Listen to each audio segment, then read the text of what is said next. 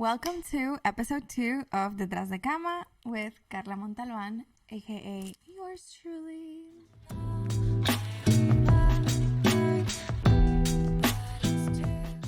Before I forget, because I always forget, please subscribe, comment, give us a like, share with your friends if any of the information that we share with you today or that I share with you. I say we because I'm here in the studio with my wonderful friend Miguel, who's recording these podcasts, and I always feel like this is a conversation, right? And it's such an intimate space, but when we talk and I feel like I'm talking to you, I really do feel like I'm here talking to like my friends, my amigas, my sisters. Like it's, for me, it's all about that. It starts with that. That's where it all started. And yeah. Yeah. So the last year has been a very, I think, important year of my life. As I said in the last episode, when I first started doing the Detras de Kama, I was sort of like I was playing around, right? So I had graduated, I had my coaching degree, I had a column on People en Español called Chica, where I did a lot of opinion pieces and informative pieces on sex. But something inside of myself felt a little bit off, and I think this year that has been explored. So I turned 29 this year, and as it is the last year of my 20s, a lot of things happened, and I had to focus on like reshift my career, my writing career, my editing career. I had to take care of like certain things related to my company. I had to just shift my whole mentality, and there was something big in that had to die in my sex life for other things to be born. And I think it was that very intimate connection with myself that went outside of how that related to others. And I'll debunk this. I think in my entire life, certain experiences drew me to learning a lot about sex, becoming more informed about sex. And every time I had a negative sexual experience, instead of taking that as a way of hating sex, I took it as a way of how can I learn from this. And I am not at all condoning like sexual assault, sexual abuse. If you are dealing with any of these things, please talk to someone, get help, and report someone if you need to. But that's not where I'm going. I think we can be having, what we consider good sex and not really be having good sex. Or as I hear many people tell me all the time, well, sex is overrated. Like, why are you going to talk about sex? Because it's totally overrated. I'm like, well, if it's so overrated, then why do we like it so much? Maybe what's overrated is that we're having a lot of mediocre sex. And not that I was having a ton of mediocre sex, but I wasn't having the sex life that I wanted for myself. I had gone through many years of exploring my sexuality, of trying new things, of getting to know myself, of saying, this is what I like, this is what I don't like. And this year, that really all came together. And there was one piece that was really missing there, which I think I found in Tantra.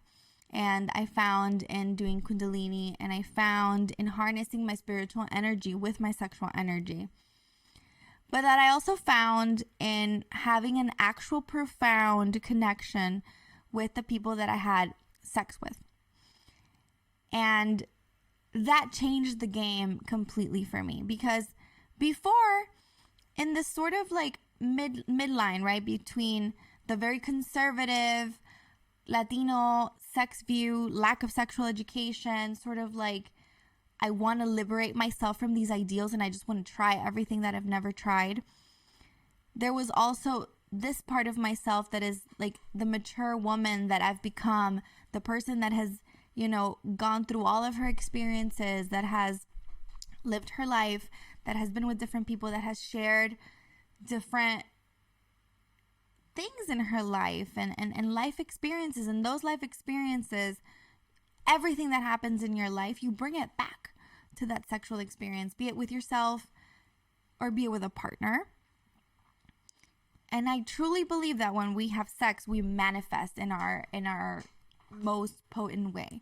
Because after all, this is the energy that creates everything on the planet.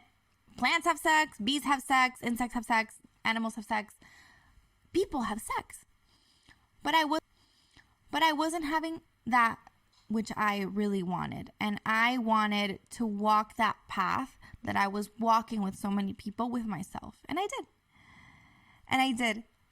And that's why this feels so right now, because so many of you, especially so many Latinas came to me and said, when is Detras de Kama going to start over? Because I really need to feel like I'm talking to an amiga about what's going on in my life. I really need to talk to someone about how it feels to look at my body and not necessarily feel like I'm the most attractive person, like my partner loves me. And I've been there too. And one of the things that I've found is so riveting, at least for me, is just all my life I used to consider myself this ugly duckling, and I used to look at my body and criticize it, and I used to take myself apart. And now going into my 30s, I feel like I'm fully embracing my body. I'm fully embracing my sexuality. I'm fully embracing that it feels really good to be naked sometimes. And it feels really good to have cellulite. And it feels really good to dance in my underwear. And it feels really good that even if I don't have a partner, that it is pleasurable for me to literally just sit on my couch and do this to myself and caress myself and touch my hair and listen to what my body's telling me. And that is one of the biggest lessons that I learned this year. And if there's anything that I can say to invite you and to sort of start getting these juices flowing before we start answering questions and getting technical and talking about all those things that make us passionate, is where am I? Number one, where do I want to go? What is my objective, in my sex life? What kind of sex life do I want to have? Do I want to be the kind of person that just has sex with everybody or has casual partners and enjoys sex that way? Or do I want to be the person that is just somebody's wife or somebody's girlfriend and we have sex because we have to? Or do I want to be the kind of person that has sex because they like it, because they feel pleasure, because they feel connection, because they want to create something new? And whatever one you choose, as long as it works for you, is fine. But number 3 is, am I really being true to myself when I have disconnected moments? Am I really being true to myself when I don't prioritize my pleasure?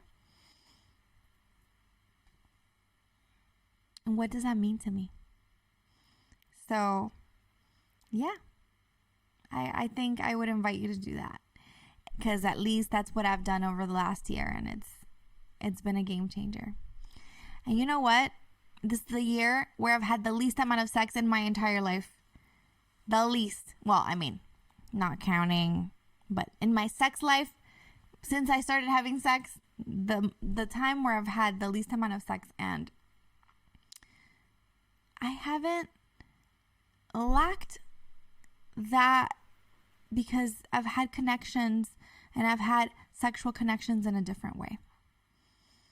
So, I don't know. Maybe you should give it a go. But also, we're here to enjoy ourselves. If this episode resonated with you, if you felt like you identify, if you liked it or have questions, comments, concerns, send them our way. We would love to hear from you. We would love to know more about what's going on in all of your lives. And I'm always here to help. Just keep following us at Detras de Kama. See you next time when we'll be answering your questions in a Q&A session, because the Q&As are back. See ya. Bye.